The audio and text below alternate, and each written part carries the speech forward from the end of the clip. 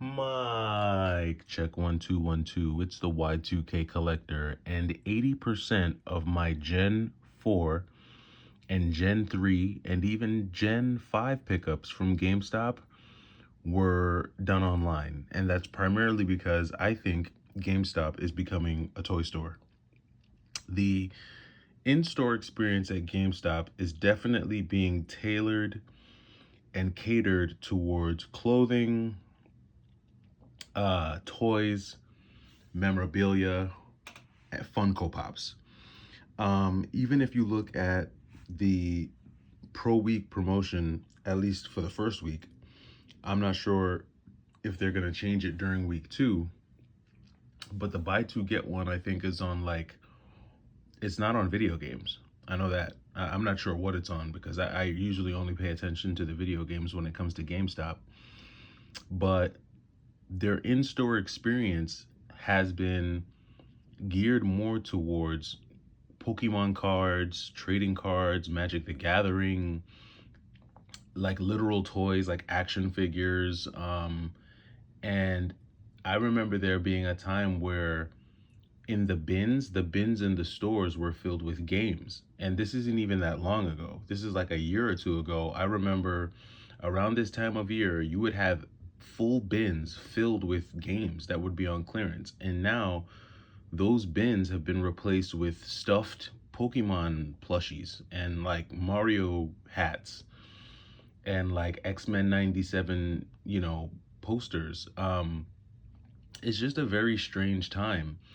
And if you really want retro, you really got to go online for it. Now, what I'm showing you here are the bulk of, not the bulk, but a good chunk of the retro pickups that I've got for like the NES generation and the Super Nintendo and Sega Genesis generation.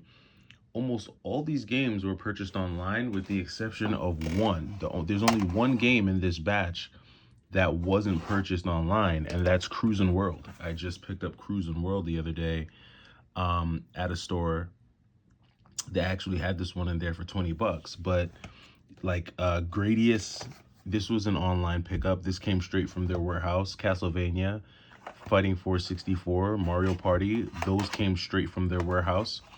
You can still pick up a copy of Strider. I think this one is still available on their website for 14 bucks.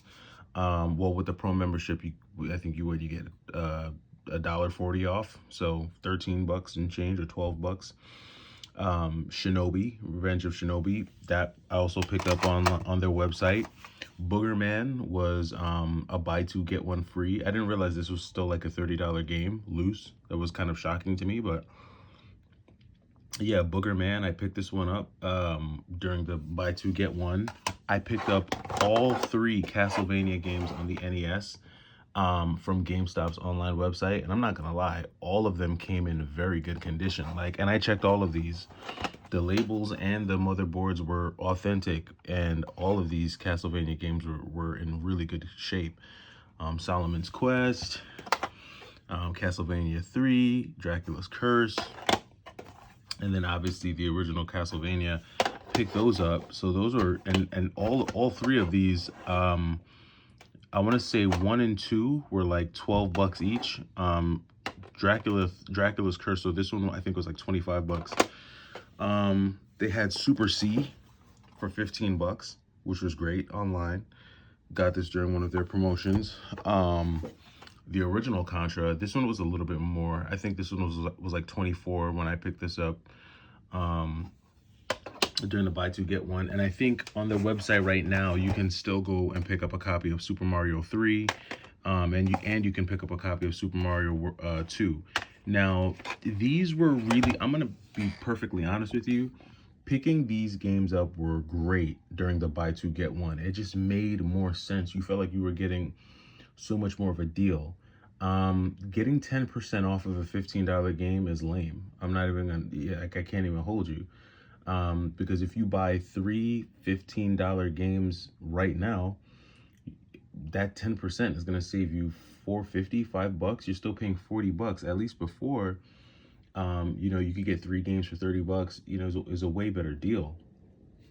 All of that being said, this, going online is still going to be the primary way to get retro games, like genuine retro games, like the games that when you think retro, like Super Nintendo, Nintendo, Genesis, you really got to do it online, because I don't think that GameStop really cares that much, as much about selling video games as they do other items in the store. Now, I get it, right? GameStop is a corporation and they have to cater to a wider audience. Like they're not building their stores, with video game collectors in mind, or they're not just thinking about video game collectors or people who play video games. They have to cater to a wider audience. They're catering to a wide age range. They're trying to reach, the small children. They're selling backpacks and plushies, and they're trying to get that younger generation.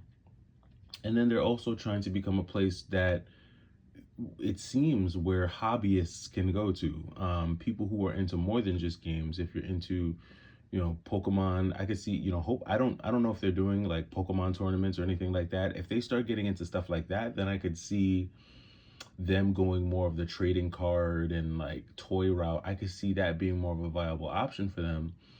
But when you're called GameStop, I feel like you're the forefront of your business should be the video games, and less and less real estate in the stores is being taken up by actual video games.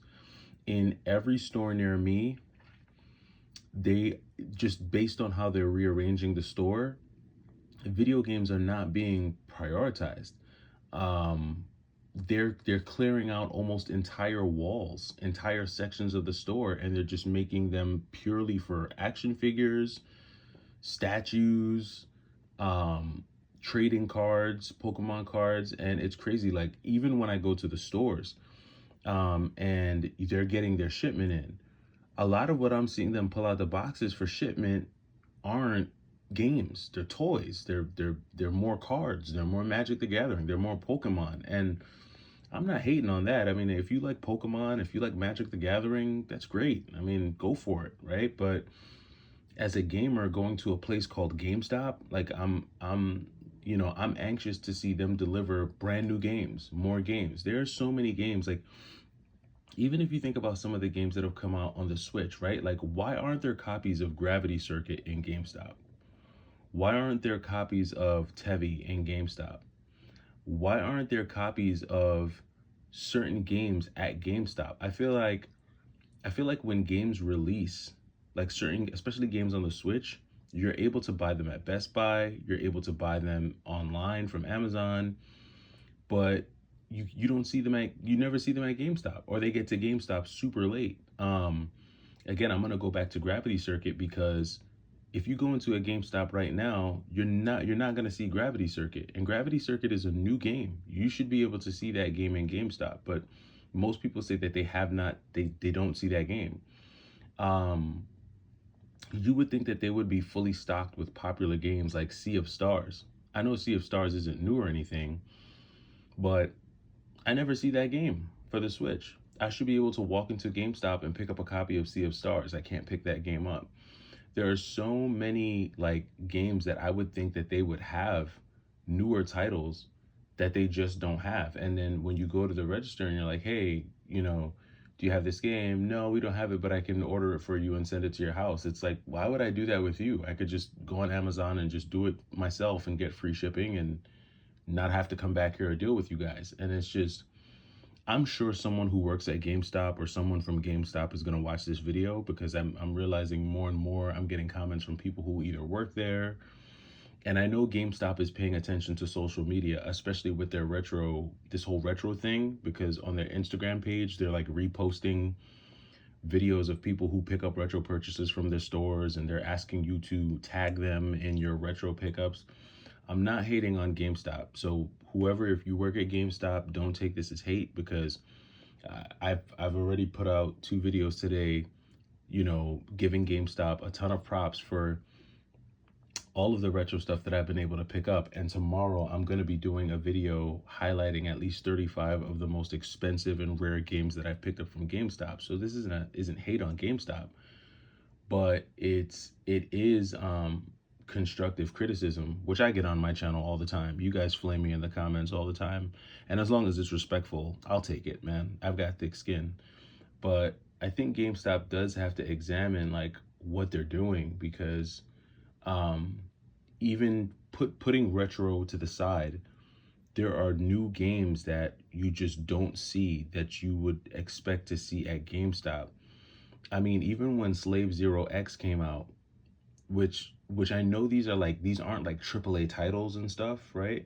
I know a lot of the titles I'm mentioning are like smaller indie titles, and if that's the reason why, if GameStop just doesn't prioritize indie games that come out for the Switch or PS4 or whatever, if they just don't prioritize those games and all they care about is the newest Zelda game and the newest Mario game, then fine. I guess I'll just have to use other channels to get those games. But there's a ton of games that you would expect to see at GameStop that you just don't see when you go there.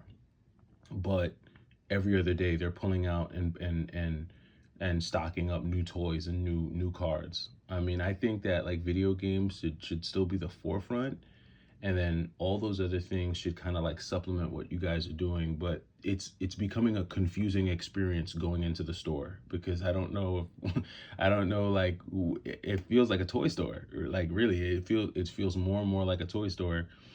And I find that if I do actually want genuine retro, like cartridge based retro, I'm better off just going online to pick it up. But let me know if that's the case near you. Let me know if that's what you're seeing. I don't know if this is just what's happening in my area. Maybe you're seeing something different. Let me know. It's the Y2K Collector. I will be back tomorrow. In the morning, I guess I'll put out the video that I was supposed to put out, just highlighting some of my best pickups that I found so far this year in the wild. So I'll drop that tomorrow morning. And then in the afternoon, I'll do like the official most rare and expensive GameStop pickups of 2024 so far. I'll share that with you all. Hopefully you enjoy both videos, but that does it for me. It's the Y2K Collector. Hopefully you had a great, I don't even know what day it is. Tuesday? Is it Tuesday? Wednesday? I don't know. Hopefully you had a great day, and I'll catch you in the next video. Take it easy.